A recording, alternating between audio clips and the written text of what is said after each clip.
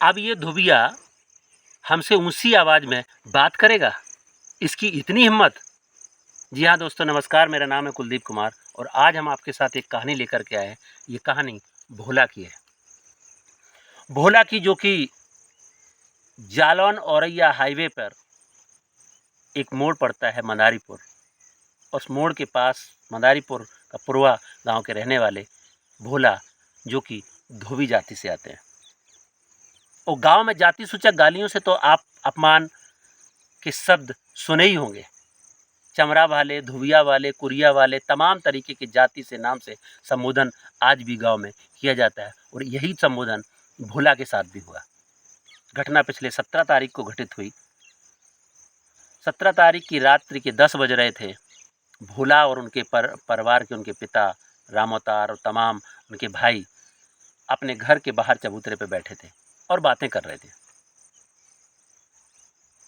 उधर से गांव के कुछ दबंग गुजरते हैं, देखते हैं कि ये धुबिया वाले पंचायत लगाए बैठे हैं, क्या बातें कर रहे हैं। और दारू के नशे में आने वाले वो दबंग बतियाना शुरू करते हैं। भोला जवाब देता है तो बोलते हैं, अच्छा, इस धुबिया वाले की इतनी हिम्मत हो गई कि ये मेरे से जवान लड़ाएगा, ऊंची आवाज़ में बात करेगा, इसकी इतनी हिम्मत हो गई। और ये कहा सुनी इतनी हो गई कि गांव में बवाल कट गया। और ये बवाल इतना बढ़ा कि उन दबंगों ने लाठी डंडा घर से ला करके भोला के ऊपर भांजना शुरू कर दी। भोला और उनके परिवार के लोगों को सर में इतनी चोटें आईं, लहूलुहान हो गया। भोला के ऊपर ताबड़तोड़ लाठियां गिरीं। तमाम लोग तमाशा देखते रहे। कौन कहे, क्योंकि दारू के नशे में वो गांव के दबंग, जो हमेशा जाति के नाम से गांव के लोगों को संबोधित करते हैं, वही आज इस घटना में भी उनके ऊपर प्रेशर और दबाव बना रहे थे। और इतना पिटाई करने के बाद वो भोला को वहीं छोड़ करके भागते हैं। वो बोलते हैं कि अगर तुमने एफआईआर करने की कोशिश करी, तुमने हमारे खिलाफ पुलिस को कंप्लेंट दिया, तो फिर तेरी औकात समझ लेना, तुम्हें गांव में रहना मुश्किल हो जाएगा। इस घटना के बाद भोला शिकायत करता है पुलिस में लेकर के, और पुलिस इस पे संज्ञान लेती है। लेकिन पुलिस की संज्ञान से पहले जब भोला के ऊपर पिटाई हुआ और भोला अपने घर पे गिर गया, घर के सामने जब पिटाई हो रही थी, सर पे बहुत चोटें आई और तहरीर लेकर के पुलिस के पास पहुंचे, तो पुलिस ने भी संज्ञान नहीं लिया, बहला दिया। लेकिन जब भोला और उनके परिवार के लोगों का डॉक्टरी हुआ, डॉक्टरी के बाद तमाम गांव के लोग इकट्ठा होकर के पुलिस के ऊपर दबाव बनाए, तब जाकर के पुलिस ने एफआईआर दर्ज किया, जिसकी कॉपी आप हमारे हाथ में देख पा रहे हैं। ये एफआईआर की कॉपी वही भोला की है जिसको धुबिया कहा गया, जिसको जाति के नाम पर अपमानित किया गया। और इस एफआईआर में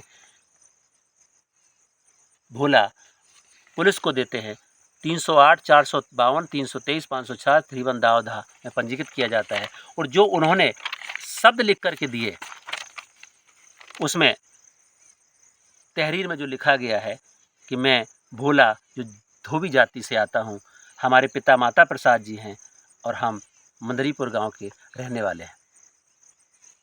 17 तारीख को मैं और मेरा भाई घर में था, तभी ये गांव के दबंग आते हैं। हम गांव में आम रास्ते बैठ के बातचीत कर रहे थे, दारू के नशे में आके हमसे तू तड़ाक करने लगे। हमने मना किया तो मेरी पिटाई करने लगे और जाति सूचक गालियाँ देने लगे कि धुबिया वाले, तेरी इतनी औकात कि तू हमसे जवान लड़ाता है, हमसे इस तरीके से बात करेगा। और इतनी भद्दी भद्दी गालियाँ देते, माँ बहन की गालियाँ से अपमानित किया। और जब हम घर से और लोग इकट्ठे आकर के आए, तो ये लोग लाठी और कुल्हाड़ी डंडा लेकर के हमारे सर पे मारा, हमें गश्त आकर के गिर गया। और फिर गांव के लोग भोला को अस्पताल ले जाकर के भर्ती कराते हैं, उसका इलाज करवाते हैं। और जब होश आता है, तब इसको लेकर के भोला अपना तहरीर देता है और पुलिस उसमें एफआईआर दर्ज करता है। इस एफआईआर के बाद पुलिस सक्रिय रूप से उन आरोपियों को पकड़ने के लिए प्रयास कर रही है और पीड़ित न्याय के लिए संघर्ष कर रहा है। भोला कहता है, साहब, अब तो हम परेशान हो चुके हैं, क्योंकि जब से हमने ये एफआईआर किया है तब से हमारे ऊपर प्रेशर बनाया जा रहा है कि तपसिया करो, तपसिया करो, तपसिया करो। और अगर हम तपसिया नहीं करते हैं तो फिर हम कैसे ज़िंदगी जिएंगे, क्योंकि ये बहुत दबंग हैं, ये किसी भी दिन कोई भी घटना को अंजाम दे सकते हैं। जब इस घटना की एफआईआर और इन पीड़ितों के साथ संपर्क किया गया तो भोला अभी भी बोलते हैं कि हमें तो कानून पे भरोसा है और हम न्याय के लिए संघर्ष कर रहे हैं। कोई तो है जो हमारी सुन रहा है।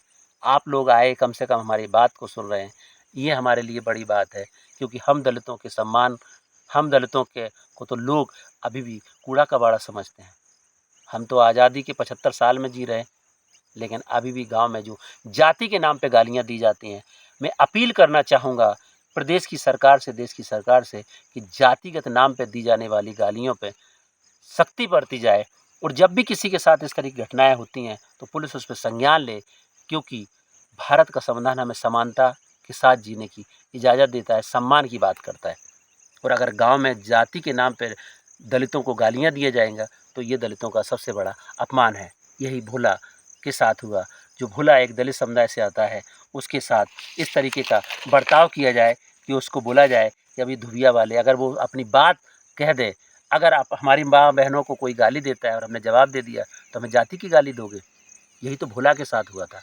भोला ने यही बोला था कि साहब आप आराम से अपने रास्ते निकल जाओ, हम अपने घर के सामने बैठ के बातें कर रहे हैं, आपको दिक्कत क्या है। इसी बात पे दबंगों ने बोला था कि भोला सुधर जा, अब ये धुबिया वाला हमसे जवान लड़ाएगा, इसकी इतनी हिम्मत। लेकिन भोला ने हिम्मत दिखाई, एफआईआर दर्ज किया है। फिलहाल इस केस में कार्रवाई चल रही है। अब देखना है कि पीड़ित को न्याय कब तक मिलता है और भोला इस केस में कब तक संघर्ष कर पाते हैं, या फिर गांव के तमाम लोग उस पर दबाव बनाकर केस का समझौता करवा देंगे। बहुत सारे केस ऐसे ही होते हैं जो गांव में लोगों के प्रेशर में किसी न किसी कारण से समझौता करना पड़ता है। फिलहाल भोला संघर्ष कर रहे हैं, पुलिस ने भी अपनी सक्रियता दिखाई है। इस केस में जस्टिस के लिए, न्याय के लिए पीड़ित भोला आज भी संघर्ष कर रहे हैं। आज की कहानी में इतना ही। कल फिर मिलेंगे एक नई कहानी के साथ। तब तक के लिए नमस्कार। जय भीम, जय संविधान।